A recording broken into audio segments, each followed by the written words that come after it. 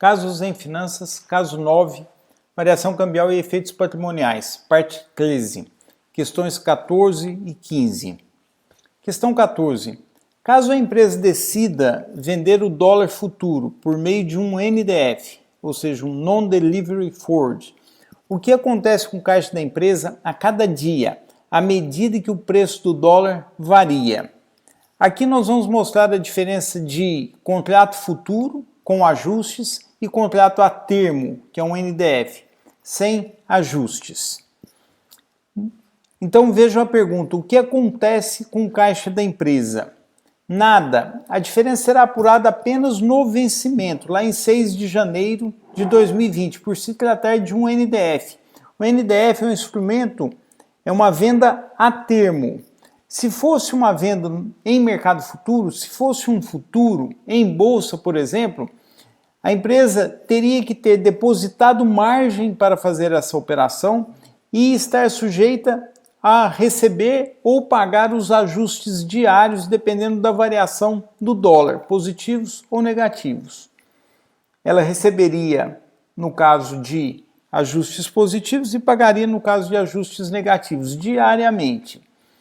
Atenção, no NDF, que é um instrumento a termo, que a diferença se ajusta só no vencimento, e geralmente esse instrumento é feito com o banco pode exigir alguma garantia. Se a empresa não tem crédito suficiente, o banco pode sim exigir alguma garantia ou estabelecer alguns mitigadores para o risco que o banco estará correndo, como barreiras a partir das quais exige depósitos das diferenças entre o contratado e o preço atual, se a diferença estiver contra a empresa, a favor do banco. Para se garantir, o banco pode colocar cláusulas contratuais que lhe permita cobrar isso da empresa.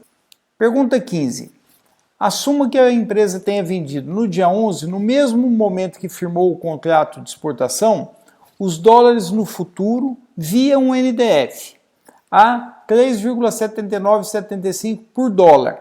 Aqui nós vamos assumir que este NDF não tem nenhuma cláusula, ou seja, ele é um instrumento a termo, puro, onde o ajuste será liquidado apenas no vencimento da operação.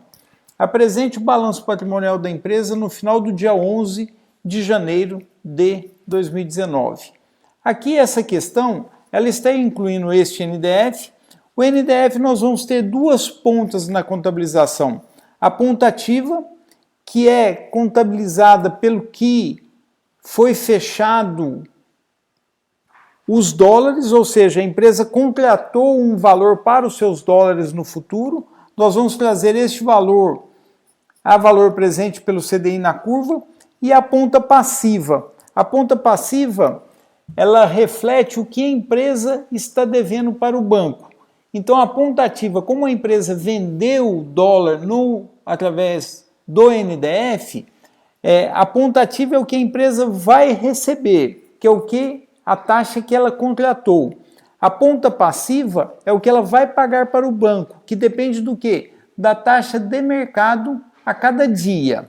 Então a contabilização da ponta passiva depende do quê? Depende do dólar no fechamento de cada dia de contabilização, que também trazemos a valor presente pelo CDI na curva. Aqui está a resposta da pergunta 15, o balanço em 11 de janeiro de 2019.